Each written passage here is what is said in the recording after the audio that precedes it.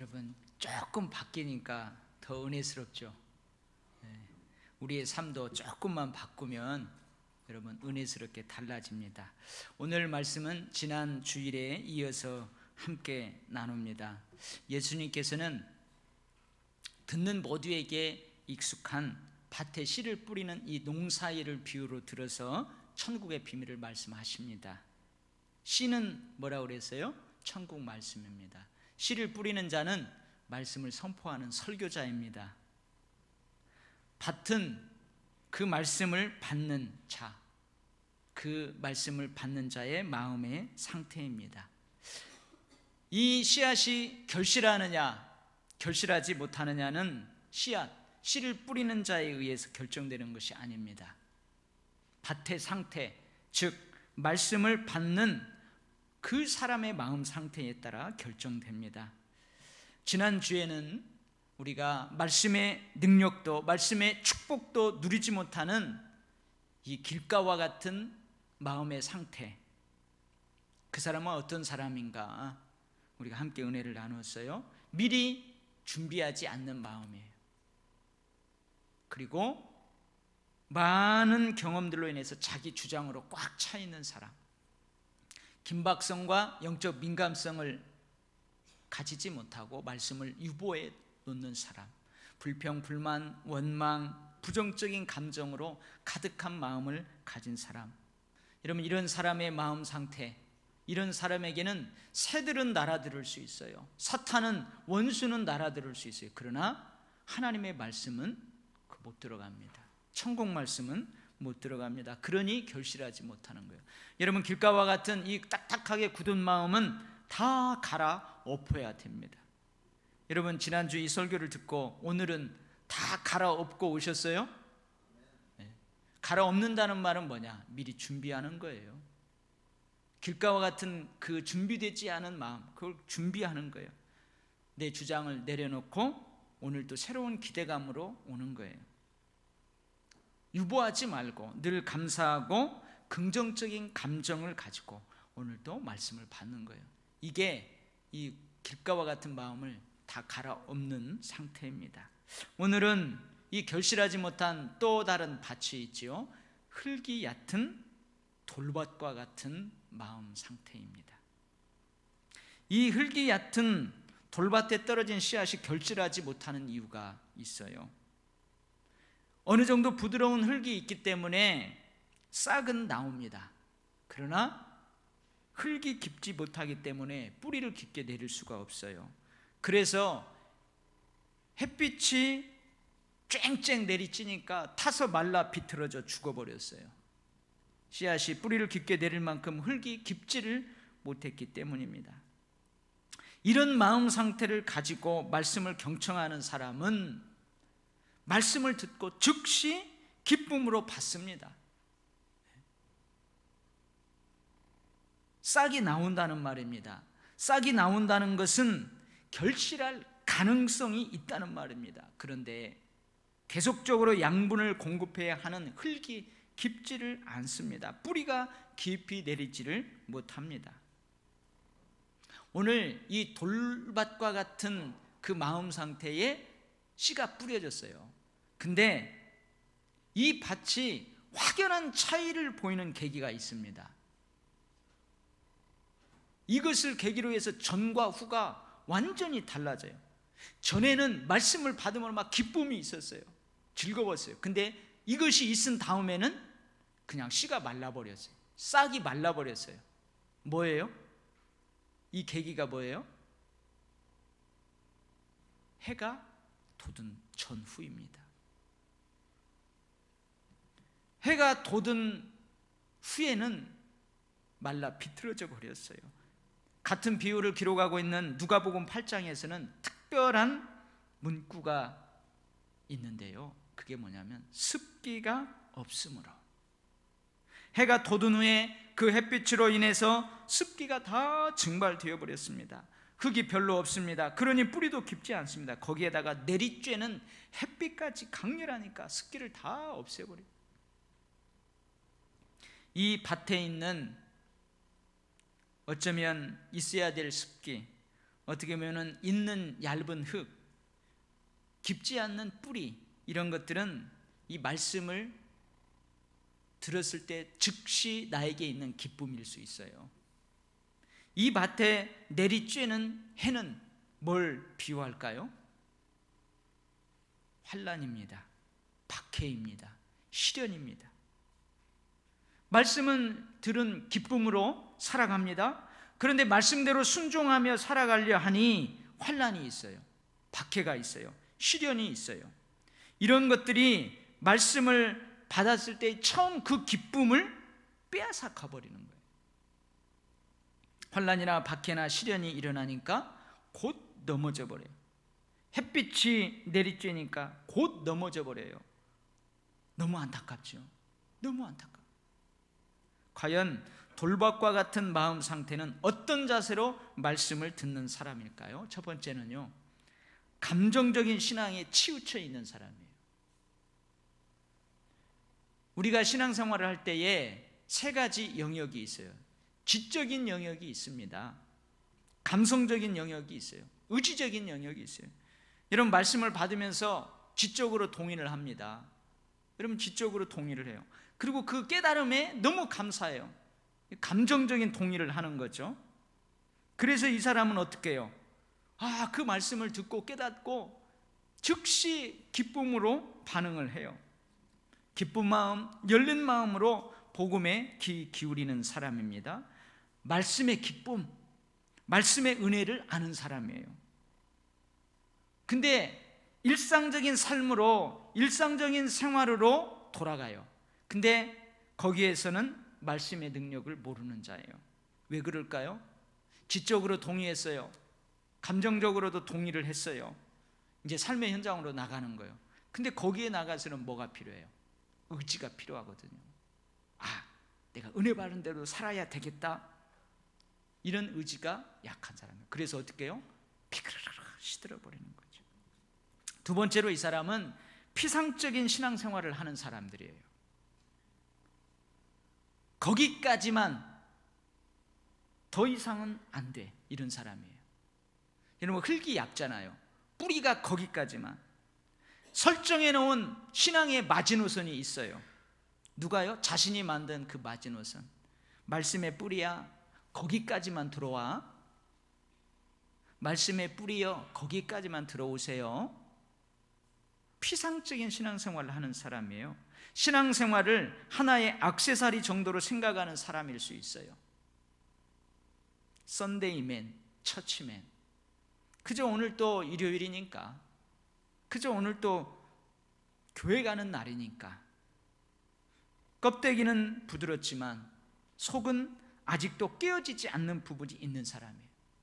어느 정도 겉은 부드러운 그 깊이가 있어요. 근데 그 이상은 여러분 아무도 못 들어오는 거예요. 딱딱하게 굳어져 있는. 세 번째로는 확신이 없는 사람입니다. 말씀의 절대적 가치를 인정하면서도 확신의 단계로 나아가지 못해요. 그러니 어떻게 해요? 흔들려 버려요. 말씀의 절대 가치는 알아요. 인정을 해요. 그래서 기뻐요. 근데 확신 단계로 나아가지 못하는 거예요. 그러니까 옆에서 누가 이야기하면 그런가? 저런가? 흔들려요. 쉽게 포기해 버립니다. 이 길가와 같은 딱딱하게 굳어진 마음 상태를 가진 사람은 말씀의 절대적 가치를 몰랐어요. 그럴 수 있어요. 그래서 그냥 내버려 두는 거죠. 그런데 이 돌밭과 같은 마음 상태를 가진 사람은 몰라서 흔들리는 게 아니에요. 몰라서 포기하는 게 아니에요. 알기는 알아요. 인정하는 것은 인정해요. 그런데 절대적 확신이 없는 것입니다. 이 사람들은요, 이 흙이 얕은 돌밭과 같은 사람들은 자신들이 가지고 있는 결실하지 못하는 문제가 드러나지 않을 수 있어요. 드러나지 않아요. 여러분, 교회에서 설교를 집중해서 듣습니다. 그리고요, 그거에 은혜 받아요. 막 은혜 받아요. 깨달아요. 근데 결실하지 못한단 말이죠. 근데 그 결실하는 문제가 드러나지 않을 수 있어요. 못 볼 수 있어요. 근데 언제 그것이 드러나요? 언제 드러났어요?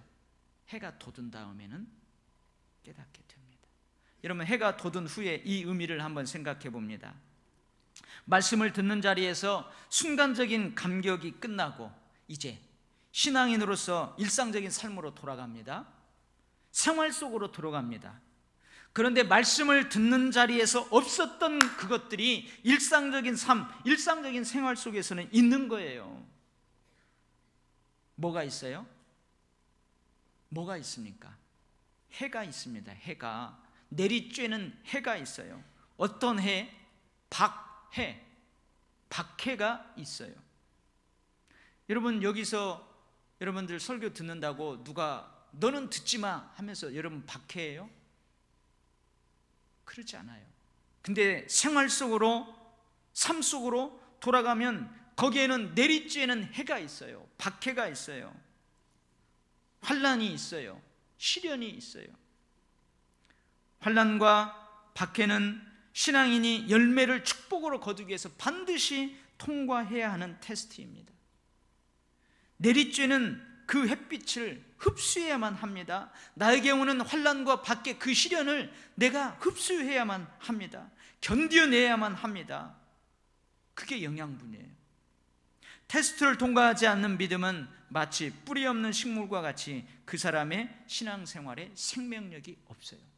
그러니까 이 사람은 싹은 난다니까요. 근데 결실은 못해요. 근데 그 결실하는 문제가 드러나지 않을 수 있어요. 언제까지요?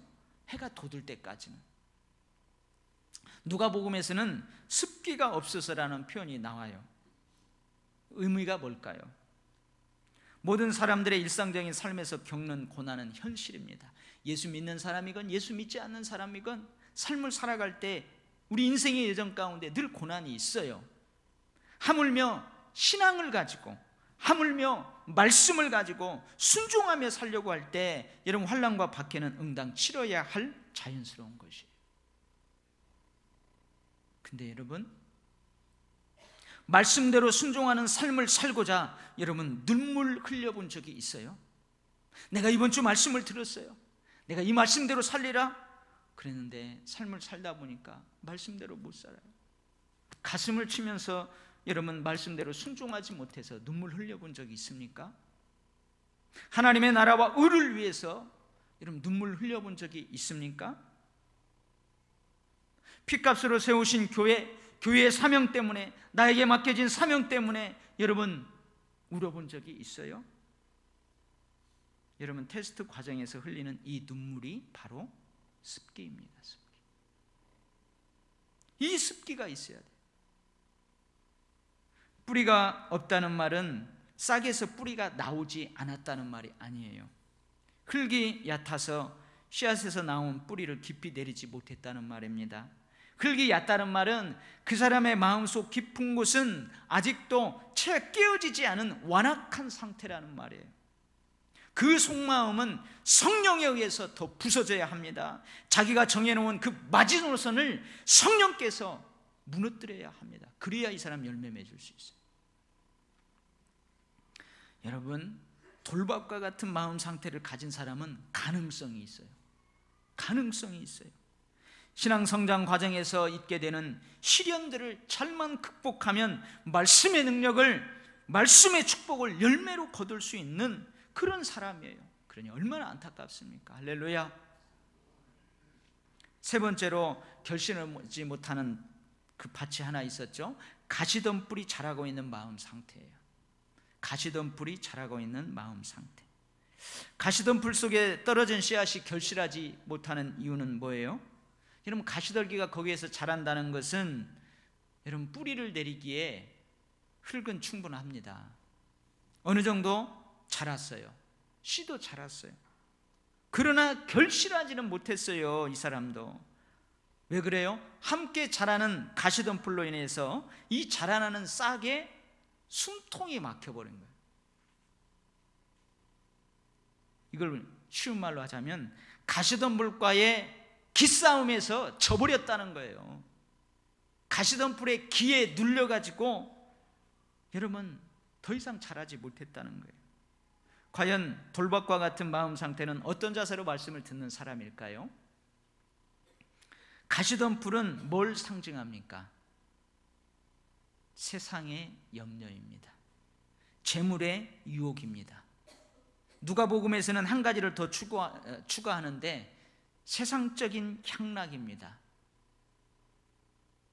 쾌락입니다. 여러분, 세상의 염려, 유혹, 향락, 쾌락의 기싸움에서 져버리는 거예요. 우리가 말씀대로 신앙생활을 하려고 할 때 우리 앞에는 신앙적 장애물들이 있어요. 그게 가장 대표적인 것이 뭐냐? 염려예요. 염려. 염려가 뭐냐? 아직 일어나지 않은 것들이 일어날 것처럼 상상하면서 염려하는 거예요. 여러분, 저녁에 막 잠들려고 하는데 오늘 저녁에 우리 집에 도둑이 들어올 것 같아요. 가지고 현관문 다시 잠궜는가 확인합니다. 방마다 다 창문 다 잠궜는가 확인해요. 근데도 막 잠이 안 와요. 잠이 안 와. 꼭 도둑이 올 것 같아요. 그래서 거실에서 꼬박꼬박 졸고 있다 깜빡 잠이 들어갖고 날이 밝았어요. 여러분, 도둑이 들었어요? 안 들었어요? 안 들었다니까요. 아직 일어나지 않았는데 일어나지 않을 것들이 일어날 것처럼 상상하면서 염려하는 거예요. 이게 염려예요. 일어났어요. 근데 정말로 내가 어찌할 수 없는 그것이에요. 내가 어찌할 수 없다니까요. 그것을 가지고 염려하는 거예요. 그것을 염려하는 그것, 내가 어찌할 수 없는 것을 가지고 염려해요. 일이 있습니다.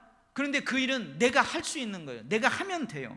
그런데 내가 하면 되는데 그것을 하지 않으면서 염려하는 거예요. 아이고, 이거 해야 될 텐데. 아이고, 이거 해야 될 텐데. 여러분, 이런 염려가 신앙생활의 장애물입니다. 재물의 유혹 또한 신앙생활의 장애물이에요. 돈은 우리에게 꼭 필요합니다.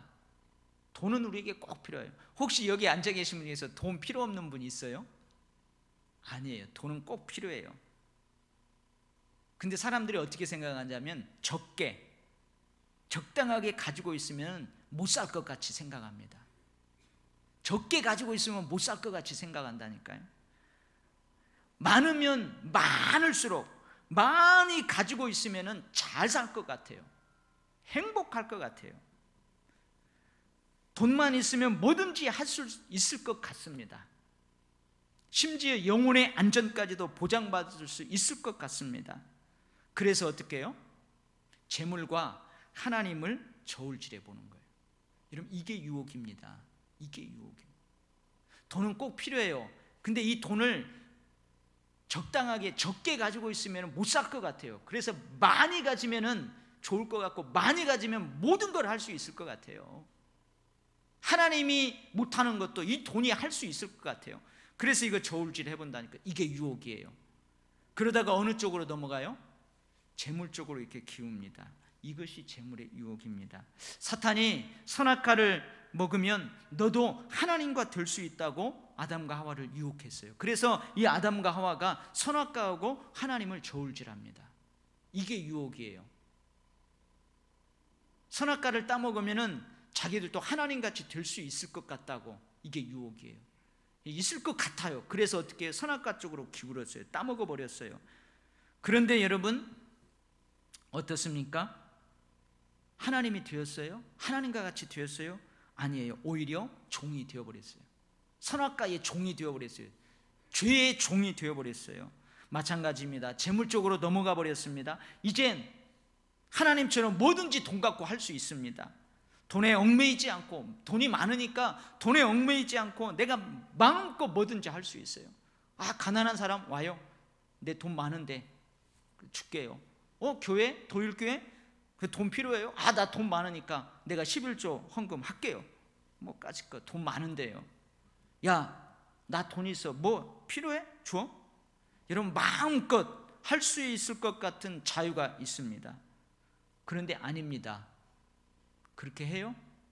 돈 많은 사람들이 그렇게 하더냐고요? 아니에요. 재물의 종이 됩니다. 재물의 지배를 받습니다. 돈이 나의 종이 돼야 돼요. 내가 돈을 다스려야 돼요. 내가 돈을 지배해야 돼요.